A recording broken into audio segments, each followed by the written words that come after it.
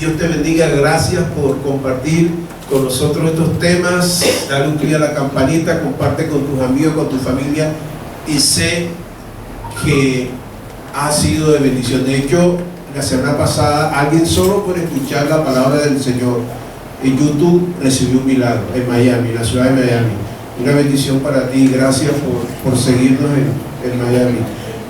Segunda Tesalonicenses capítulo 3, versículo del 11 al 15, dice: porque oímos que algunos dentro de vosotros andan como desordenadamente, no trabajando en nada, sino entremetiéndose en lo ajeno. ¿Qué hacían? Entremetiéndose en lo ajeno. O sea, les gustaba mover la lengua. ¿Okay? A los tales mandamos y exhortamos por nuestro Señor Jesucristo que trabajando sosegadamente coman su propio pan. Y vosotros, hermanos, no se cansen de hacer el bien. Si alguno no obedece a lo que decimos por medio de esta carta, a ese señalarlo y no se junten con él para que se avergüence. Mas no lo tengáis por enemigo, sino amonestarle como hermano.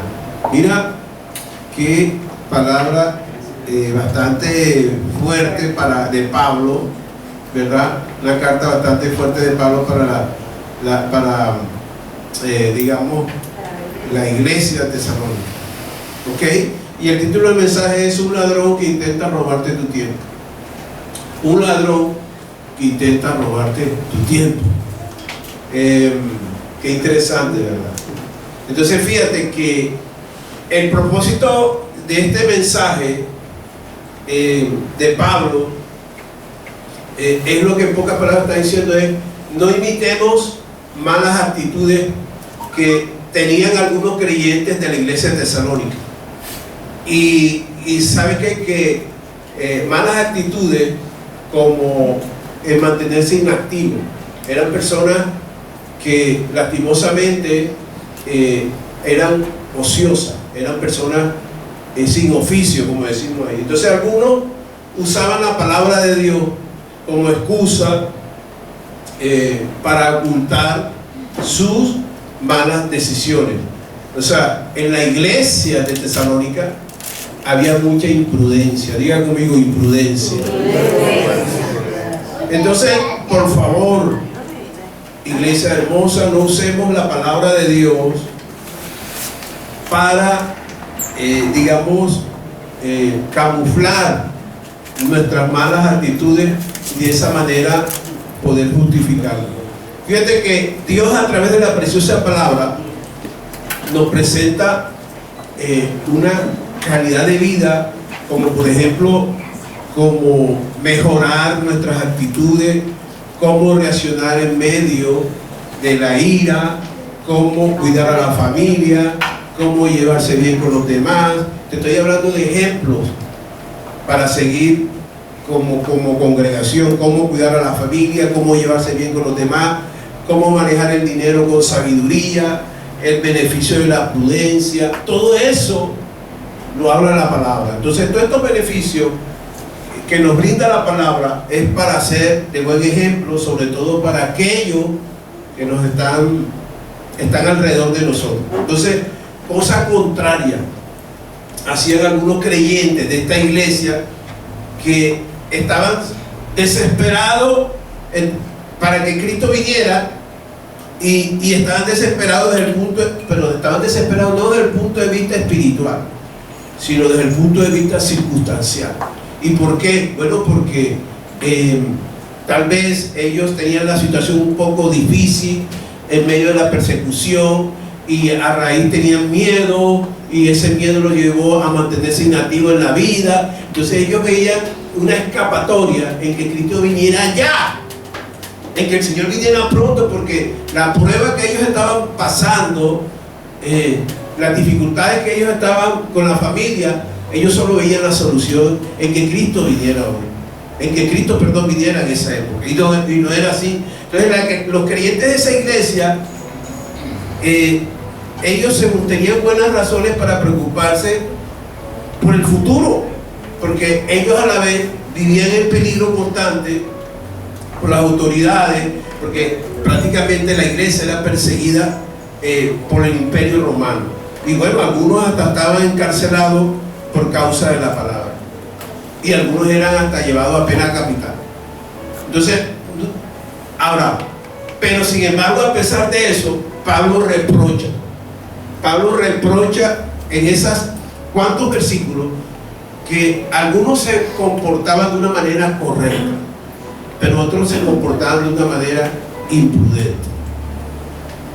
Entonces, fíjate que la inactividad te lleva a la imprudencia. Ya, cuando hay algunos que dicen que una mente desocupada es taller del diablo,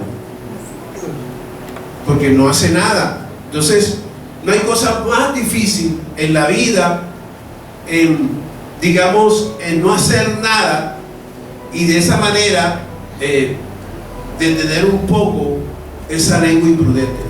Mira, cuidarse de esas malas lenguas, porque hoy en día eso es lo que está marcando el ranking en las redes, en los programas de televisión. ¿Cómo se llaman los programas? Te tengo la última. Bueno, hay muchas y eso marca sintonía, ¿verdad? Entonces, prácticamente detener una lengua imprudente es como querer detener el viento. Y admiro a Pablo porque Pablo tenía enemigos y movían la lengua, tuvo oposición con los falsos maestros, los falsos profetas, y ahora tenía otro grupo que era el grupo de los chismosos.com. Los tenía dentro de la iglesia. Él sabía que había un problema en la iglesia. Y entonces Pablo en algunas iglesias, digamos, notaba ese problema, que en algunas iglesias se movía mucho el chisme, y no solamente con los hombres, sino también con las mujeres. Y Pablo recomienda a Timoteo, Pablo recomienda sobre todo a los líderes de la iglesia, en que tuviesen cuidado en escoger personas para el servicio, y sobre todo personas que se mantuvieran siempre edificando sobre cosas buenas, que no escogieran personas ociosas, que no escogieran personas que se la pasaban metidas en la casa de los creyentes para traer los chismes a la iglesia. Y es triste que todavía a mí llegan a mis oídos llegan, es que yo me salí de esa iglesia porque el pastor era mucho chisme, lleva para allá, lleva para acá, y eso de verdad crea malestar entre el resto de los creyentes. Entonces fíjate, a veces los chismosos o las personas que están inactivas y que se dedican más a estar viendo la vida de los demás, ellos piensan que toda la vida ellos creen que están bien delante de la gente, y lo que es peor, están mal delante de Dios. Mira lo que dice Proverbios 26:17, donde dice que a los chismosos siempre les llega su día. Y mira lo que dice Proverbios 26:17, dice que como tomar por las orejas a un perro que pasa, dice como tomar las orejas a un perro pasa, lo mismo pasa en aquellos entrometerse en pleito ajeno. ¿Tienen que oír los perros esos por las orejas? ¿Cómo lloran? ¿Cómo chillan? Sobre todo los perros que no son de raza, creo que son los que más lloran. Aullan, ¿es aullar? Aullar, ¿verdad? Tú los coges a los perros así y Dios mío. Entonces, el que se anda pasando de chisme en chisme, cuento, es como tomar un perro por la oreja, va a tener siempre pleito en su casa.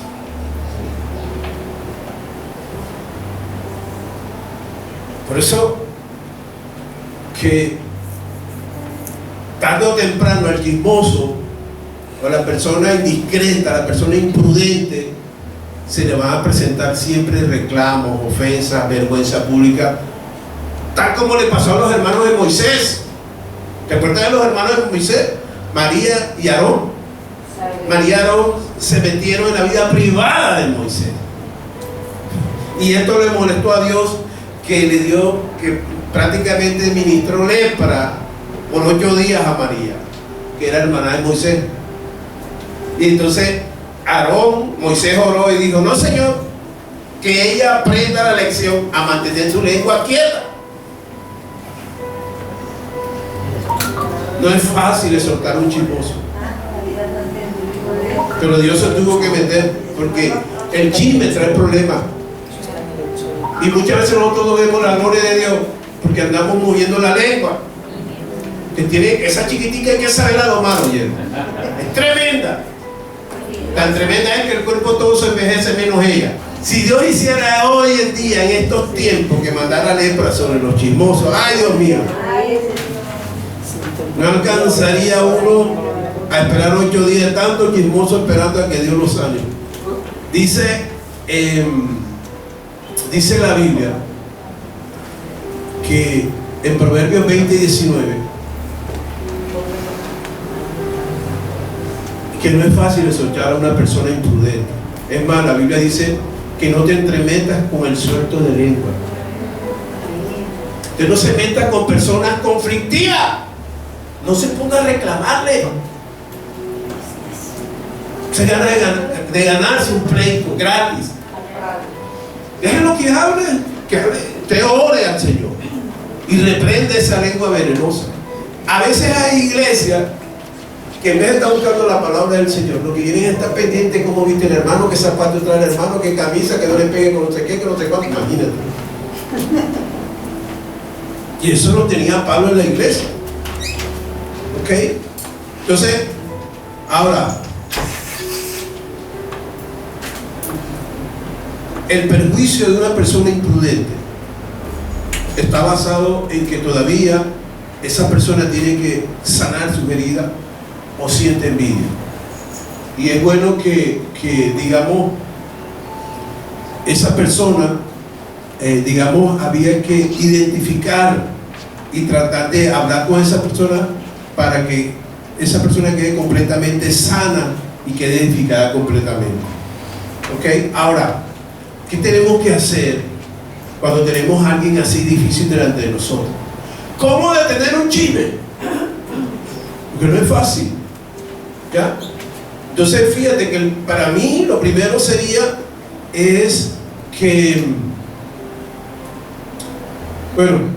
lo primero sería era tratar de restaurar la vida de esa persona, porque a lo mejor esa persona está resentida o siente envidia por alguien, y eso es bueno uno tratar de llevarlo a los pies de Cristo. Lo segundo sería decirle a la persona que hable de cosas que edifiquen completamente. Eso es algo, lo segundo, que trata tú de desviar ese tema para algo edificante, que esa persona que esté hablando mal de alguien, que le vea algo bueno. ¿Me hago entender? Tú como persona sabia, tú como persona hijo de Dios, trata de decirle a la persona que esa persona a lo mejor tiene algo bueno o que tiene algo en común los dos. Y lo tercero es desvíe totalmente el tema. Se trata de hablar otro tema o desviar el tema para hablar de algo totalmente mejor o de más edificación. No nos podemos estar prestando nosotros, porque cuántas iglesias no se han dividido. El enemigo aprovecha eso.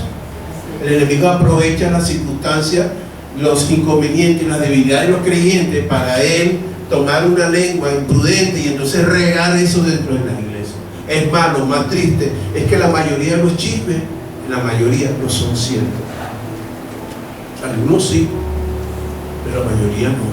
Es más, tú comentas algo y el que le va a comentar tercero ya cambia un poquito la versión, le cuenta cuánto, entonces termina como mafioso y mató. Porque así comienza la historia, y en el último terminan tirando otra versión. A mí me dijeron, a mí no sé qué me contaron, y esto es delicado. Por eso Pablo estaba molesto. Y nosotros como pastores tenemos que cuidar la salud emocional de la iglesia. Hola, escuchen, me copian. Ahora, ¿cómo evitar que la ociosidad me robe el tiempo? Porque bueno, hay personas que están inactivas, pero construyen en sus momentos de crisis. O sea, donde yo quiero llegar es que hay personas que están sin empleo, hay personas que de pronto su negocio se les cayó, o de pronto la empresa no está funcionando, pero ellos en medio de ese desierto, ellos aprovechan el tiempo. No dejan que su mente se desocupe para estar pendiente de la vida ni del uno del otro, sino que invierten, saben invertir su tiempo. En cambio, otros, los imprudentes, esos invierten el tiempo, permiten que la imprudencia, permiten que el enemigo les robe el tiempo, y en vez de estar bendiciendo, edificando, lo que hace es que, sin darse cuenta, la ociosidad le está robando el tiempo. El mayor ladrón, uno de los grandes peligros de una persona inactiva es dedicarse a la ociosidad, a estar pendiente de los demás. ¿Cómo evitar esto? Entonces, número uno, ningún creyente puede permitir que las situaciones más difíciles que se le presenten, oye, lo desesperen. Ya como le estaba pasando a los creyentes de Tesalónica, que la única solución que ellos vieron era que Cristo viniera pronto. Y esto los llevó a ser que irresponsables. Pablo lo dice: ustedes son una partida de irresponsables. Es más, estaban descuidando su hogar, ni siquiera llevaban alimento a sus hijos. Y ellos se dedicaron y dicen: no, ¿para qué vamos a trabajar si Cristo viene hoy, viene mañana? Tú no lo has dicho. ¿Qué problema estaban metiendo a Pablo? Y claro, cuando digan a Pablo: ese es el que tiene a mi marido sin trabajo, porque está diciendo que ya Cristo viene pronto. Claro, el pobre Pablo se tenía que defender. Y entonces a veces el pastor dice una cosa y algunos tergiversan lo que uno está hablando y dicen: es que el pastor dijo. No, yo no dije eso. Ese era lo que Pablo estaba aclarando en esta carta. Entonces, Pablo, ¿qué tuvo que hacer? Exhortar a los hombres. El problema aquí eran los hombres que no tenían una actitud correcta en esos momentos de crisis. ¿Ok? Fíjate que el ingrediente secreto de los grandes hombres de Dios, oye, mira, ¿qué hacer? Porque como van al mundo así, llegará un momento de crisis, llegará un momento de mucha gente. Creo que esta semana pasada, algunos me dijeron: pastor, que es sin empleo. No aquí, sino estoy hablando de otras personas. Y como algunos dicen: mire, pastor, le voy a decir, mi empresa ya está entrando a trabajar la inteligencia artificial, y han sacado a más de 40, y a mí no me han sacado por la misericordia de Dios, pero los grandes empresarios van a invertir en la inteligencia artificial. ¿Y eso qué va a hacer? Que mucha gente quede sin empleo. ¿Qué hacer si algún día llega esos momentos de crisis? Porque Dios hoy te va a dotar de sabiduría, porque tú no te vas a dejar acorralar como el mundo lo hizo, o como estos creyentes que se dejaron atrapar de los problemas y se quedaron con los brazos abajo. Y Dios no te quiere así hoy. Entonces, número uno, un ingrediente secreto de los grandes, número tres, perdón, de los grandes secretos de los hombres de Dios era que ellos maximizaban su fortaleza. Digan conmigo: yo voy a maximizar mi fortaleza. Fíjate que ellos no pasaban la noche aullando como los lobos. No vivían de lo que se había, digamos, perdido. Se concentraban en lo que tenían. Número uno, diga conmigo: Señor, me voy a concentrar en lo que tengo. ¿Qué es lo que tienes tú? Primero analízate tu talento. ¿Cuál es el talento que Dios te dio para que tú trabajes conforme a lo que Él te ha dado? Con un talento suficiente. Amén. Usted tiene que tener autoconocimiento. ¿Quién es usted? ¿Qué fue lo que Dios le dio? Si le gusta la pintura, el arte, la música, escribir, la profesión que Dios le dio. Usted tiene que maximizar ese talento que Dios le ha dado. Y trate de pensar siempre en arriesgarse, que algún día usted no siempre va a durar una empresa. Son raros los que llegan a vivir o pasar mucho tiempo en una empresa, pero la mayoría, cuando vienen las famosas reestructuraciones, la mayoría se va y quedan. Dios nos está hablando hoy en que mientras muchos se la pasan concentrados perdidos, desde ahora tú te tienes que concentrar en lo que tienes. ¿Qué tienes en la casa? ¿Qué tienes en el cerebro? ¿Qué tienes en tus manos? ¿De qué personas estás rodeada tú? Porque eso tienes que analizarlo, tienes que analizar mucho tu entorno, ¿ya? Para nosotros superar, ¿qué? Esa crisis. Amén. Entonces necesitamos tener fortaleza para ser un buen seguidor de Cristo. Cuando lleguen los momentos de dificultades económicas, siempre debe haber una salida, por lo menos una. Lo que pasa es que solamente vemos el problema, pero muchas veces algunos no quieren esforzarse en cómo hallar la solución. Diga conmigo, yo voy a hallar la solución. Tienes que hablarle al cerebro, porque el cerebro recibe órdenes. Recuerden que aquí están las neuronas, y las neuronas es donde vienen los pensamientos. Tú tienes que creer siempre, cuando se te presente un problema, tiene que haber una salida. Y quiero que no te sientas frustrado. Si las cosas no salen tan bien, Dios sabe por qué lo permite. Recuerda que todas las cosas nos ayudan para bien. Y lo que tú estás viviendo hoy, lo que no te sale ahora mismo todo bien, es porque Dios tiene algo mejor para ti mañana.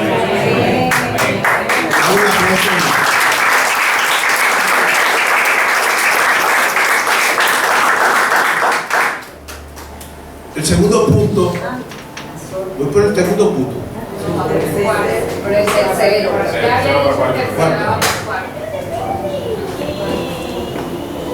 La cuarta es que la crisis, ¿por qué Dios las permite?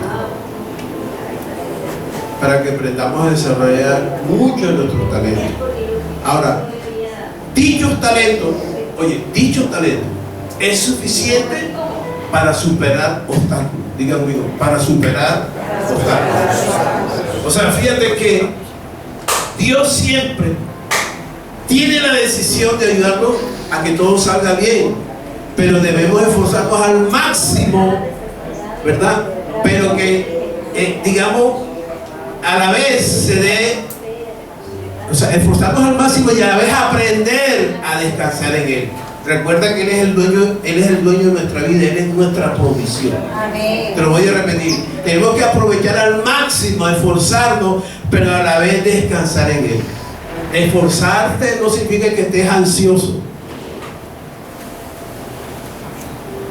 Entonces, todo es cuestión de actitud. Y observen la historia de Pablo. Pablo estaba preso por causa de la palabra de Dios. Además, Pablo había perdido su salud, pero él sabía que Cristo lo amaba. Él sabía que con Cristo tenía su salvación asegurada. Es decir, nuestra actitud debe estar por encima de las circunstancias. Las circunstancias que estás viviendo ahora, tu actitud debe estar por encima de ellas. Recuerda lo que yo hablé ayer a las 5 de la mañana. ¿Te acuerdas? De Job. ¿Te acuerdas de Job? Capítulo 11. Cuando tú te levantas, ¿qué es lo primero que tienes que hacer? ¿Recuerdan de Job? ¿Qué fue lo que yo dije ayer? Que en vez de levantarte, pensar en el problema, Job capítulo 11 dice que lo primero que tienes que hacer es alzar las manos y decirle, Dios mío, gracias, porque no me voy a concentrar en el problema, sino en lo que tú vas a hacer hoy. ¿Cuánto lo vas a hacer? Porque cuando tú te le das mucho valor al problema, entonces la angustia no te deja pensar en más nada. Por eso aquí estoy hablando de maximizar fortaleza, y esa fortaleza te lleva a esforzarte, y ese esforzarte desarrolla el talento, y ese talento te lleva a superar obstáculos. Diga, amigo, yo voy a superar obstáculos. Supera los obstáculos.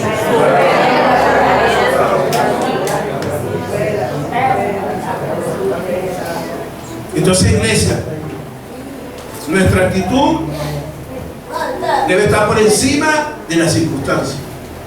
Circunstancias difíciles, no importa lo que estés viviendo hoy, pero jamás deben robarte tu buena actitud. Dígame, yo tengo una buena actitud en Cristo Jesús. Qué lindo es Dios, ¿verdad?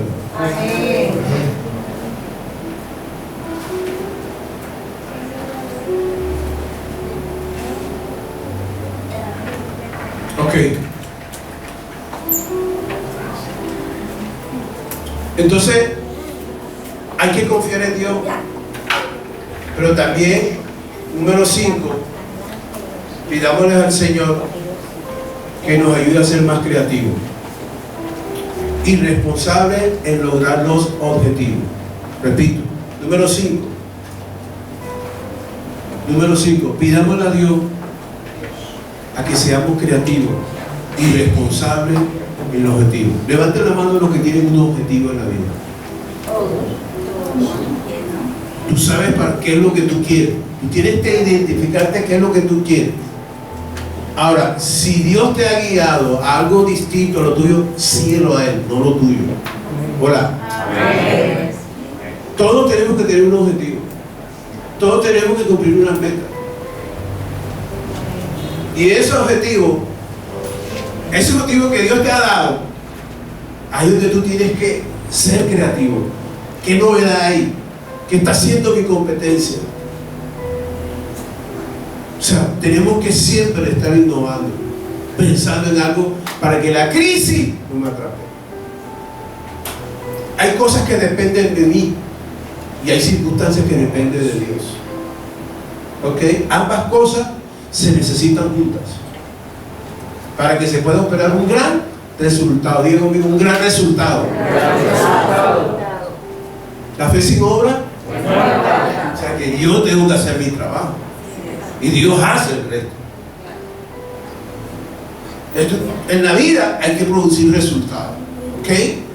Ahora, el ser demasiado conformista me lleva a ser improductivo. ¿Ya? Y el ser improductivo es desaprovechar el tiempo. ¿Qué dice Pablo en Efesios? Aprovechemos bien los tiempos, porque los días son ¿qué? Cuando te habla de malo, está hablando de crisis económica, crisis emotiva, crisis familiar.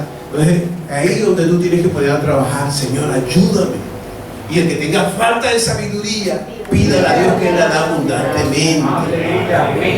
Hay un dicho que dice que mientras la gente lloraba, uno se dedicaba a vender los pañuelos. Todo el mundo lloraba, pero el otro lloraba, pero a la vez aprovechaba y vendía pañuelos. En medio de la crisis, claro que Dios puede. Y vienen momentos difíciles para la humanidad, pero Dios va a ser control.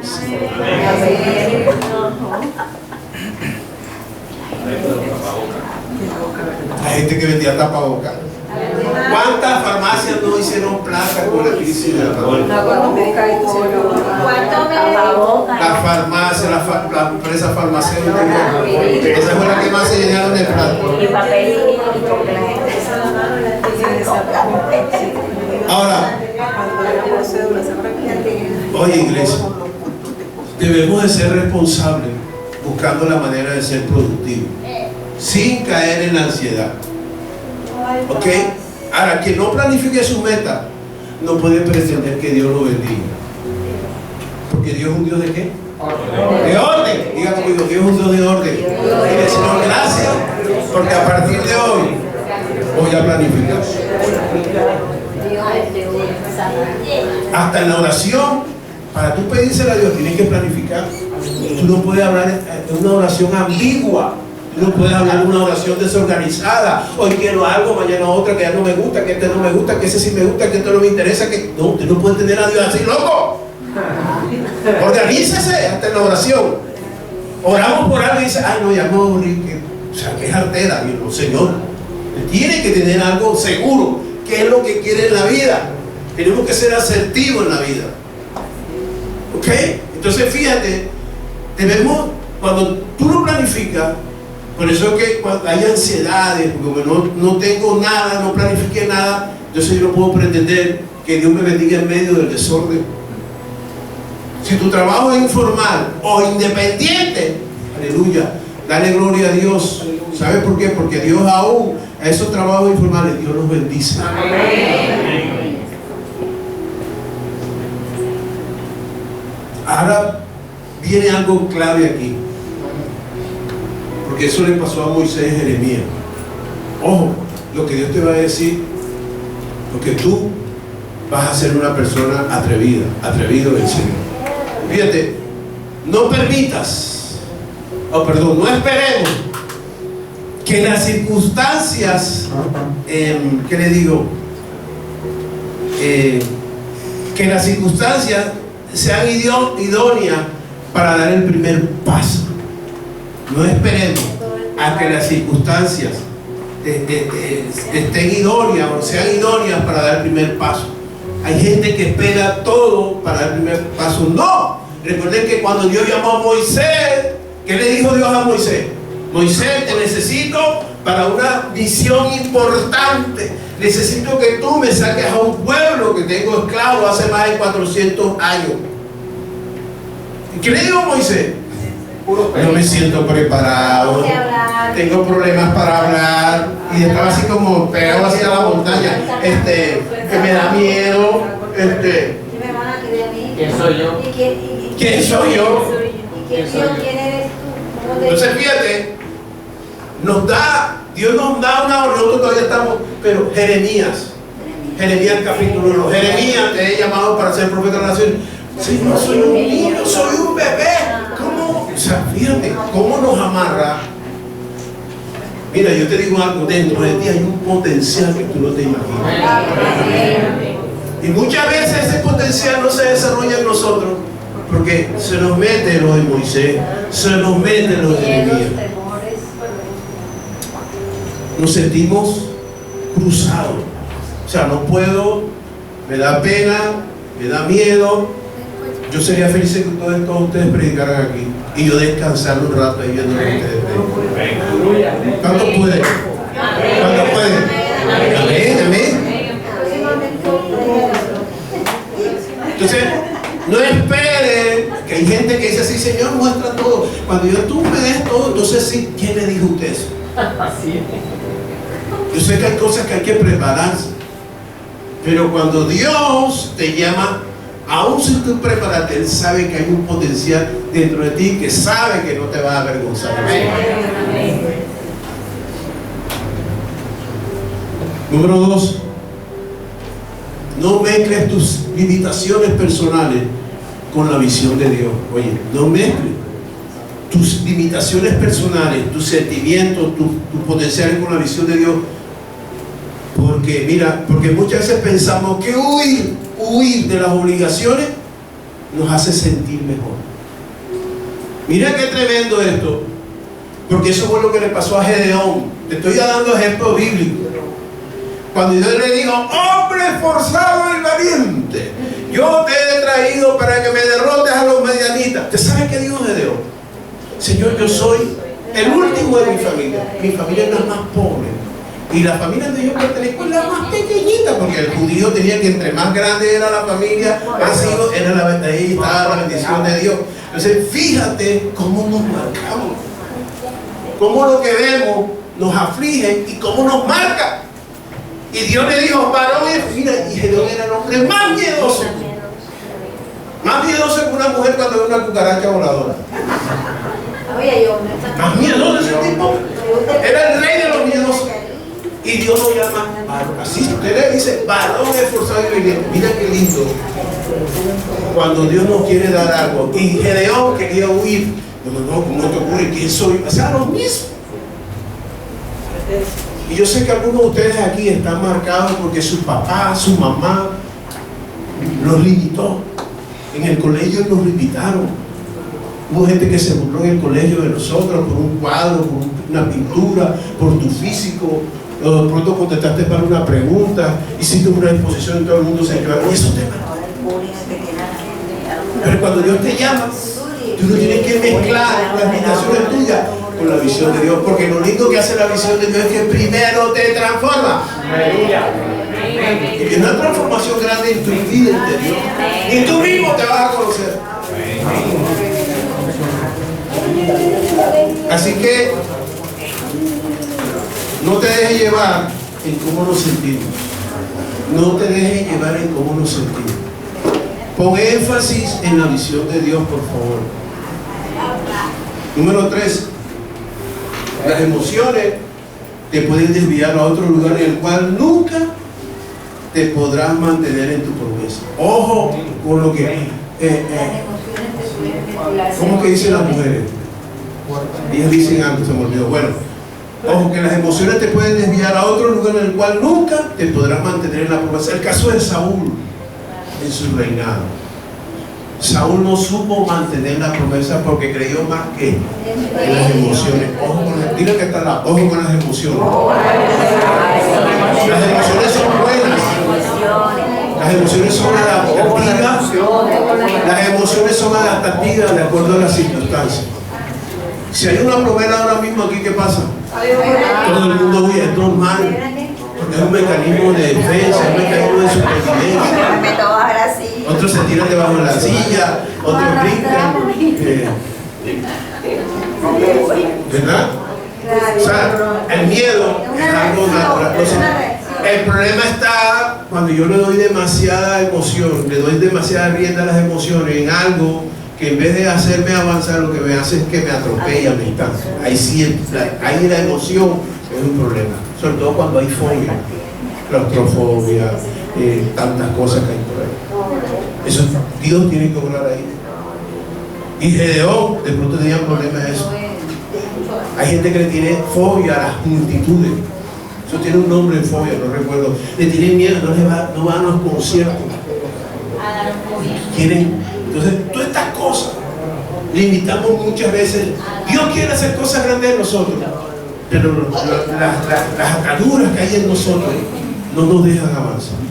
Pero Dios hoy te hace libre. ¿Cuánto lo creen?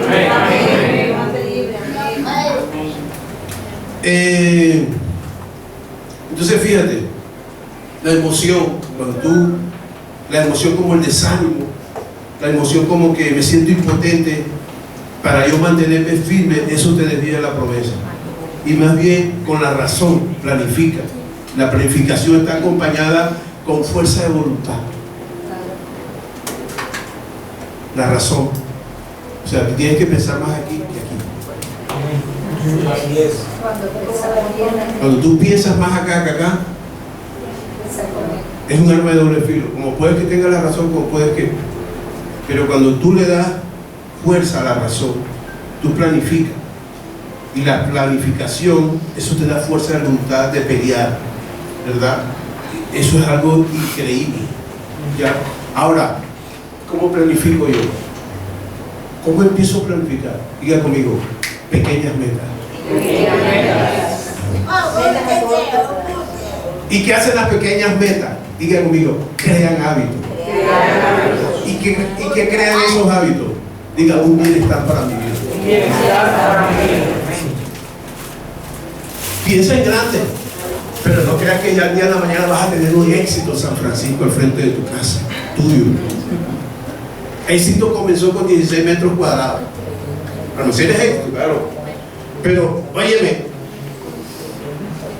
tú tienes tus sueños, y esos sueños tienen que ir en escalada. Y empieza en el primer escalón. Y tú tienes que comenzar con pequeñas metas. Si quieres tener un negocio de comida rápida, ¿verdad? Comienza por lo menos con 20 arepas asadas. ¿Sí o no? 20 arepas asadas. Y tú te planificas, no, por ahí nadie vende, pero tú sí te vas a atrever. A la hora te vas a perder solo 20 arepas asadas. Pero llega alguien con una familia, le informan boca a boca, así que, ¿verdad? La publicidad boca a boca, y trae a otro, y cuando venga el negocio se va a crecer. Diga, Señor, hoy voy a comenzar con pequeñas metas. Y esas pequeñas metas hacen hábitos. Y esos hábitos me llevan al bienestar de mi vida y el de mi familia. Ese es un aplauso a ustedes que me están.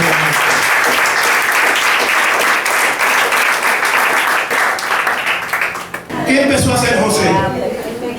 ¿Qué empezó a hacer José? Pequeños hábitos de servir en la casa de quién. José no sabía hacer ni una arepa. Ni una arepa, no sabía ponerse los calcetines, no sabía ponerse, porque el papá todo se lo hacía. Y yo digo, este peladito me lo están malcriando aquí. Todos se lo llevan a la cama, le guardan la cama, le llevan el desayuno a la cama. ¡Lo sacó Dios! Dice, vamos, yo hablo de envidia a los hermanos y lo sacó. Y el niño consentido del papá que le ponía una bufanda roja. Era una bufanda, ¿verdad? Era una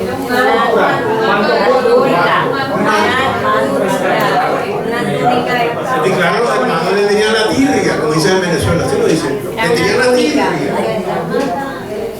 Pero eso lo ayuda a él a crear pequeñas metas. ¿Cómo empezó las pequeñas metas? A servir en la casa de Potifar. Y ese buen servicio ya lo tenía tan preparado que lo llevó de un servicio particular, lo llevó a servir a un lugar comunitario que era la cárcel, donde había más gente. Como ya él tenía los buenos hábitos de Potifar, los aplicó acá. Pero acá se le multiplicó el servicio. Más gente, fulano. Imagínate, administrar gente mala, no es fácil. Pero era Dios preparado. Y eso creó otro hábito más grande. Y cuando ya estaba en la cárcel, ya Dios lo tenía para algo mayor. Que era que al lado del Padre. Esa era la meta de Dios por nosotros. Y conmigo voy a crear pequeños hábitos. Tenemos que empezar sobre la tierra. Queremos cosas grandes, pero no hacemos pequeñas cosas. Y las cosas no son así. El que usted vea de la noche a la mañana con camioneta y tantas cosas, eso me huele a... Ok. Ahora, miren esta fórmula. Ahí está la fórmula del mundo y está la fórmula de Dios. ¿Ya? Dios primero se dedica al ser, tú. Dios se dedica a ti, a tu alma, a tu corazón. ¿Verdad? Fíjate lo tremendo, esto es el mundo y esto es la de Dios. Ser. El Señor quiere que Él sea el centro de tu vida. Cuando tú lo recibes, empieza Dios a hacer un proceso contigo, a transformarte. ¿Verdad? Y esa transformación, ¿verdad? Te lleva a hacer. ¿Y qué es hacer aquí? La visión de Dios o la voluntad de Dios. ¿Verdad? Y después de eso, óyeme, de obtener, te lleva, perdón, ser más hacer, te lleva a obtener. ¿Qué obtienes aquí? Las añadiduras de la vida. Va a buscar primeramente el reino de Dios y las demás cosas vendrán. Dios primero se interesa en tu ser integral. Primero Dios te prepara. Por eso, pastor, ¿y por qué tengo tanta prueba? Porque cuando vengan las añadiduras vas a ser un disfraz, vas a ser una vergüenza para tu familia. Entonces Dios primero te prepara las pruebas, te hace. Por eso hablé de maximización de esfuerzo, hábitos pequeños, porque Dios es eso. ¿Tú crees que Dios no está haciendo nada? Sí, Dios está haciendo algo. Te está preparando tu ser, lo que hay dentro de ti. Cristo se está forjando dentro de ti. Entonces, cuando tú estás forjado, te hace más fácil hacer la voluntad de Dios, la visión que Él te da. Y eso te llega a obtener buenos resultados. Entre esas las añadiduras del mundo, los viajes, tener a tu suegra en la casa, todas esas cosas. Amén. Claro, cuando tú tienes buenos hábitos, soportas a tu suegra en tu casa. ¿Sí o no? El mundo, lo primero que tienes que hacer es hacer tu propia voluntad. Tienes que hacer algo para tener éxito en la vida. ¿Ya? Entonces, ellos primero hacen para obtener dinero. Y ese dinero, el hacer en su propia fuerza y obtener el dinero que ellos tanto anhelan, los lleva a la autosuficiencia y el orgullo. El ser se convierte en orgulloso. Ustedes no se dan cuenta que los futbolistas, los actores, los cantantes, la mayoría tienen el orgullo. Que saben que el orgullo es un mecanismo de defensa para defenderse de las imperfecciones. Que nadie me critique, que nadie me diga nada, si estoy bien aquí en lo que estoy diciendo. El orgullo es como un caparazón. Fíjate, con esto termino. Eso es lo que Dios quiere hacer conmigo. Y esto es lo que el mundo hace. Por eso yo le digo que el mundo es un sistema de pensamiento. El mundo te quiere etiquetear a esa forma. Dios no. Dios es. Por eso es que mucha gente en las iglesias cae. No quiere saber nada de Dios, porque ellos, según ellos, Dios les quedó mal, que Dios no les cumplió el sueño. Yo me he encontrado así, en mis 34 años de ser yo cristiano, me he encontrado con gente decepcionada, porque buscan esta fórmula. Yo quiero tener primero ¿verdad? Quiero mostrarme para yo tener dinero y de esa manera mostrar que yo he triunfado, no digo yo. Sobre todo los que me hirieron, los que me hicieron daño, me los quiero revelar, que yo sí pude. No, yo es distinto. Amén. Amén.